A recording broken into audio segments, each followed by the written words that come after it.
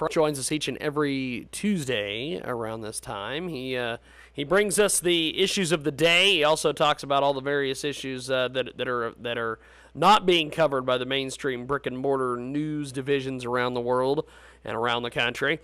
The Syria situation, in our last segment, Brian Preston from Pajamas Media was discussing with us about the fact that he finds it odd that President Obama is arming one group of people over there while supporting another. He's literally playing both sides. What do you think about all this? Well, the fact of the matter is we still don't have any reliable information as to who are the good guys and who are the bad guys. Yep. We certainly know that the president of the country, Bashar al-Assad, is a terrible leader, committing atrocities against his own people. But in the rebel forces, far too many have some alliances one way or the other with al-Qaeda. We also have another situation where a lot of the rebel forces are demonstrably persecuting Christians in the area. So again, arming anyone over there is a real problem. And this is the kind of situation we get into when we don't go to the core of the problem. And the core of the problem here and throughout the Middle East is Iran. It is Iran that is really supplying all sorts of equipment to people like Bashar al-Assad, to the Muslim Brotherhood, and so forth. Now, a misconception that some people have is that al-Qaeda and Iran are on different sides of the issue. Well, not really. The fact is, for the most part, they have drawn an informal, tacit alliance for common goals. So the United States and the West lose influence. I think they'll be on the same side, causing trouble, and then we have only begun to see how bad it's going to get. We've got Frank Vernuccio joining us today. USA Gov Policy is the official website. Frank brings us the inside news and also talks to us about various things going on in the world and things going on in the news media. What do you make of Piers Morgan yesterday coming out and immediately, we got to ban all the guns? Again, the lack of tact, the lack of respect for human life that these guys have is unbelievable. And again, we have to go back to what we discussed before, which is that if one innocent civilian had a weapon for self-protection, yep, this tragedy might not have occurred at all. And what the Piers Morgans of the world refuse to acknowledge is the fact that a weapon in the hand of an honest, law-abiding citizen is a good thing, not a bad thing. You go through the statistics throughout all 50 states, and we see the amount of crimes committed by people, honest citizens owning legal weapons, and the crime rate for those folks is practically zero.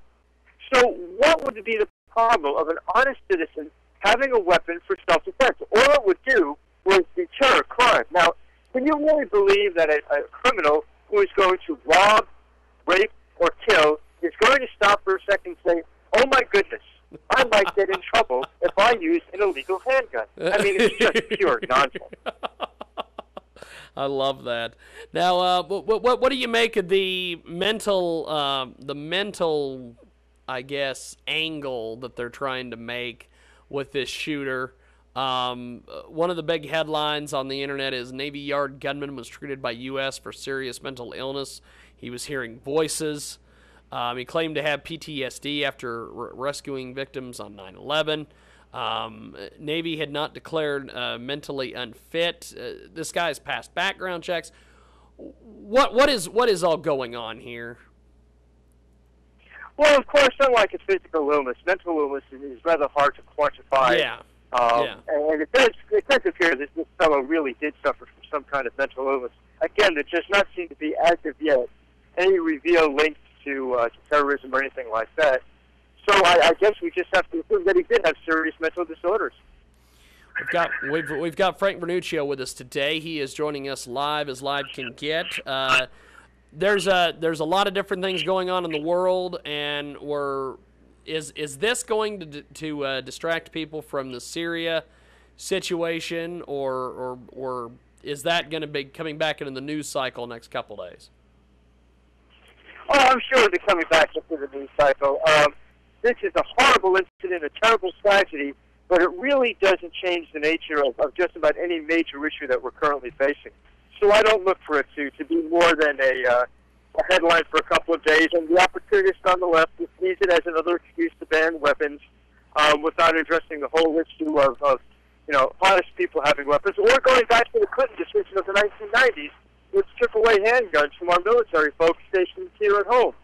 So I'm sure they'll ignore all that and just move ahead. Okay.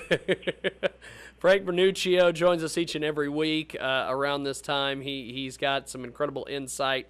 You can get more information on his website. What is going on over at the website and that people can go check out?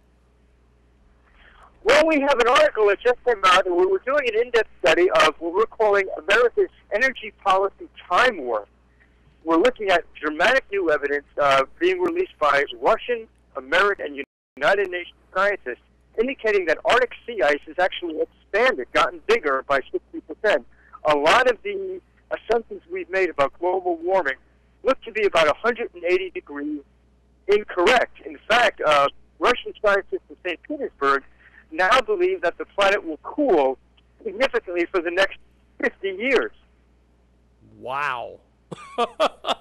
That is amazing stuff. Check out USA Gov Policy for more information on this and other topics. And Frank, once again, my friend, looking forward to talking to you next week. Great being with you, James. Have a great week. Definitely. Have yourself a wonderful week, sir. Frank Vernuccio with us today. We're going to take a quick time out here. When we come back, we have got all sorts of things coming up.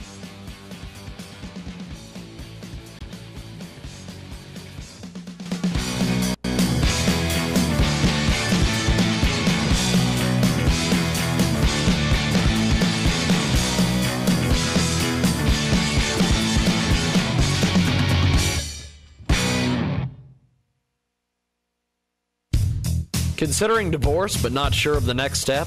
A local divorce lawyer can answer your questions and explain the divorce process to you. Schedule a free divorce consultation